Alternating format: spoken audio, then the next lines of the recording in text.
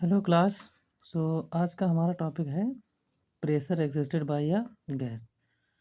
जो गैस हम बात ये कहने वाले हैं कि जो प्रेशर होता है गैस गैस एक्चुअल में किसी अगर सिलेंडर में आप कंसीडर कर रहे हो तो वो सिलेंडर की दीवार पर प्रेशर एग्जर्ट करती है। लेकिन वो कैसे प्रेशर एग्जर्ट एग्जर्ट करती है उसकी हम लोग आज चर्चा करेंगे। सो देखते हैं भाई ये प्रेशर एक्चुअल में गैस कैसे लगाती है किसी भी वेसल की दीवार पर। पहले हम पढ़ते हैं लैंग्वेज क्या है। Pressure exerted by the gas is due to the continuous collision of the molecules against the walls of the container. Due to this continuous collision, the walls experience a continuous force which is equal to the total momentum imparted to the walls per second. मतलब इन्होंने actual में इस language से अगर समझा जाए तो जो लिखा है इसका मतलब क्या होता है हम लोग समझते हैं। देखो अगर किसी सपोज दैट किसी सिलेंडर में अगर गैस फिल्ड है तो भाई गैस के बहुत सारे मॉलिक्यूल्स होते हैं और मॉलिक्यूल्स आपस में according to KTG kinetic theory of gas कि जितने भी मॉलिक्यूल्स होते हैं वो क्या होते हैं इन मोशन, सभी मोशन में होते हैं। और जब मोशन में मतलब सारे मॉलिक्यूल आपस में भी कोलिजन करेंगे और जिस वेसल में भरे हुए होते हैं जिस वेसल में वो प्रेजेंट रहते हैं उस वेसल की दीवार पर भी वो कोलिजन करते हैं, मतलब दीवार पर भी टक्कर मारते हैं। तो हमारा कहने का मतलब ये हुआ कि जो दीवार पर कोलिजन होता है एक्चुअल में देखो कहीं ना कहीं हर एक मॉलिक्यूल का कुछ ना कुछ मास जरूर होगा। अगर मास होगा वो कोलिजन कर रहे हैं तो कहीं ना कहीं उनकी कुछ वेलोसिटी भी होगी। सपोज एक कोई अगर आप मॉलिक्यूल कंसीडर कर रहे हो जिसकी वेलोसिटी v है उसका मास स्मॉल m है तो भाई m और v वेलोसिटी भी है मास भी है तो मास इंटू वेलोसिटी क्या होता है मोमेंटम होता है। कहने का मतलब अगर एक मॉलिक्यूल गया वेसल की दीवार से टकराएगा, टकराने के बाद वो वापस भी आएगा। तो मतलब जब वो टकराएगा भाई एम मास का वो पार्टिकल है और वेलोसिटी उसकी भी है तो एम इंटू वी क्या होता है मोमेंटम होता है। मतलब कहने का ये हुआ कि अगर वो एम वी मोमेंटम से जाता है दीवार से टकराता है, टकराने के बाद वापस आता है। तो ये लगातार एक मॉलिक्यूल नहीं ये सभी गैसियस पार्टिकल्स करते हैं। तो ये लगातार जो मोमेंटम होता है वो चेंज होता रहता है और हम लोग अच्छी तरीके से जानते हैं according to Newton second law क्या होता है the rate of change of momentum. सभी लोग पढ़े हैं कि अगर कहीं पर दिया है dp/dt it means rate of change of momentum this is equal to किसके होता है फोर्स। मतलब rate of change of momentum p is equal to क्या होता है मास इंटू वेलोसिटी। अगर किसी गैसियस पार्टिकल का मास m है उसकी वेलोसिटी v है तो मास इंटू वेलोसिटी क्या हो जाएगा मोमेंटम हो जाएगा। तो ये एक पार्टिकल का है और गैस के तो बहुत सारे मॉलिक्यूल किसी कंटेनर में होंगे तो सभी का मोमेंटम इतना होगा और rate of change of momentum जो होता है वही हमारा क्या होता है force.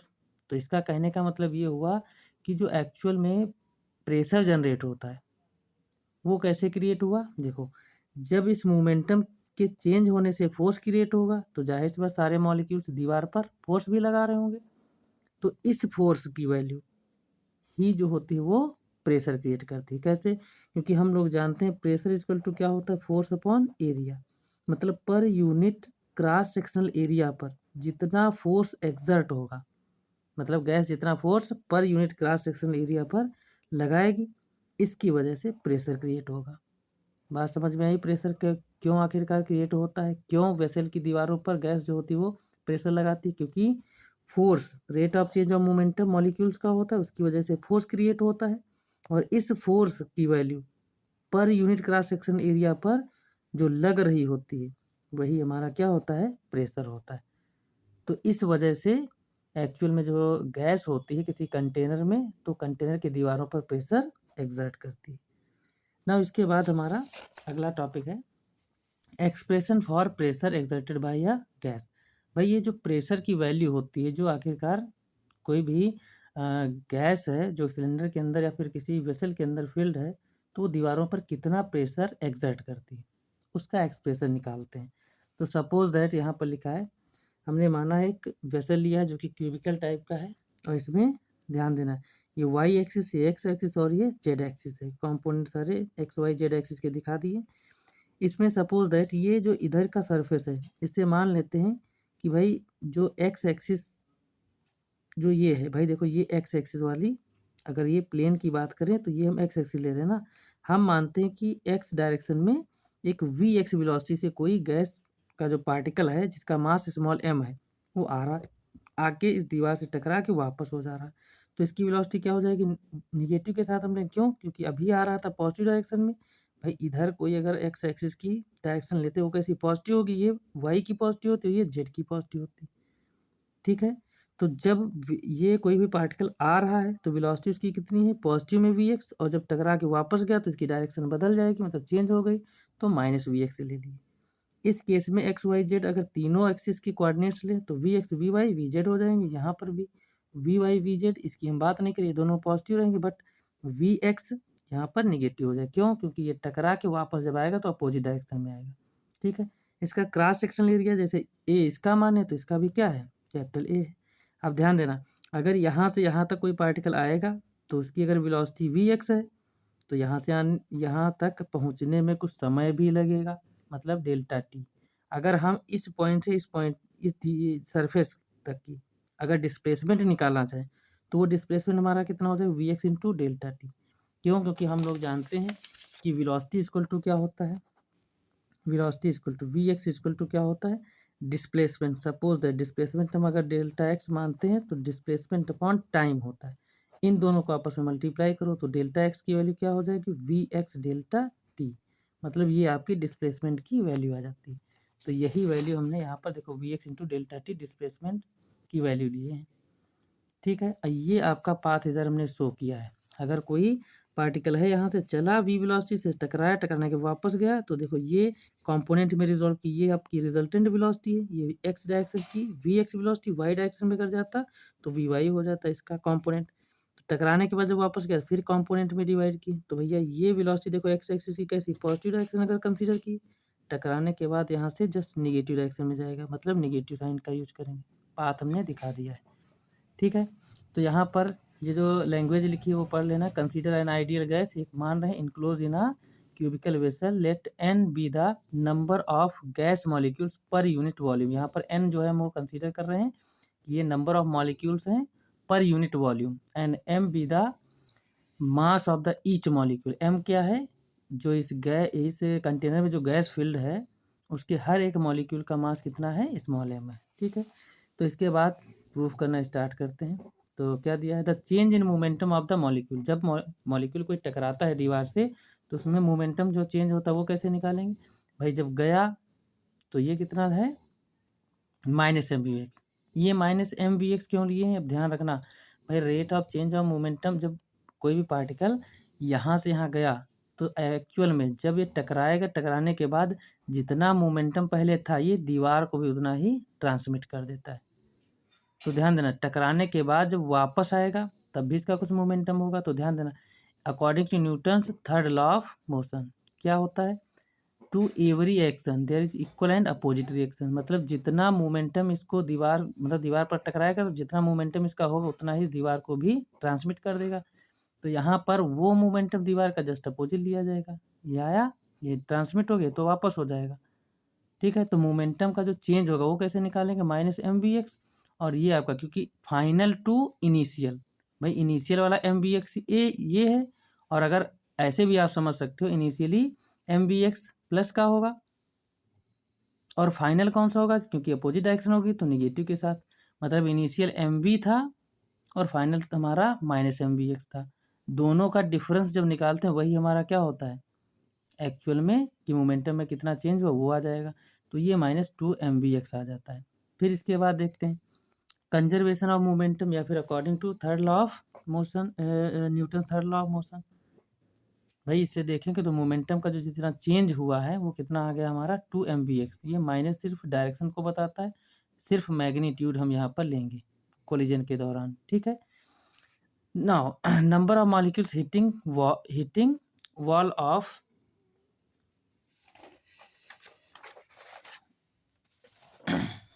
Wall of area capital A. भाई जो क्रॉस सेक्शन एरिया उस दीवार का लिए हो कितना कैपिटल ए है इन डेल्टा टी। डेल्टा टी समय में कितने total number of molecule hit करते हैं वॉल से। तो यहाँ नंबर ऑफ मॉलिक्यूल्स मान ली capital N is equal to कितना 1/2 A we x delta T. अब ध्यान देना ए मतलब एरिया इंटू एक्चुअल में, देखो दीवार में एक मॉलिक्यूल है, बहुत सारे मॉलिक्यूल होंगे ना। तो सपोज दैट ये जो आप वेसल कंटेनर ये माने थे, इसको ध्यान रखना, जो कंटेनर हम लिए थे इसमें ए क्या है क्रॉस सेक्शन एरिया, मतलब उस दीवार में बहुत जितना क्रॉस सेक्शन है उस पूरे क्रॉस सेक्शन से बहुत सारे मॉलिक्यूल टकराएंगे।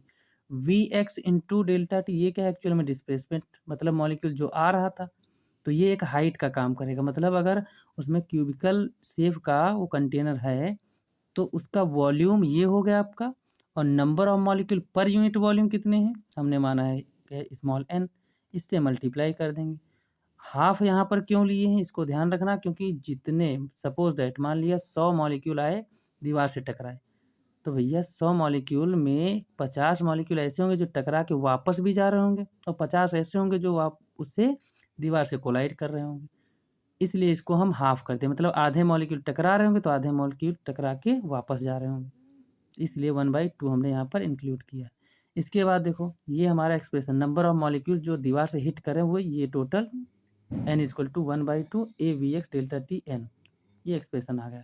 इसके बाद so total momentum transfer to the wall, भाई वॉल को टोटल मोमेंटम इस केस में कितना ट्रांसफर होगा एट कितना है डेल्टा टी समय में, तो delta p equal to n number of molecule total जो हिट कर रहे हैं दीवार से, और ये चेंज इन मोमेंटम एक का, बस मल्टीप्लाई कर दो 2mv(x) हाफ, ये वाला एक्सप्रेशन यहाँ पर पुट कर देना। 2 से क्या हो जाएगा कट जाएगा।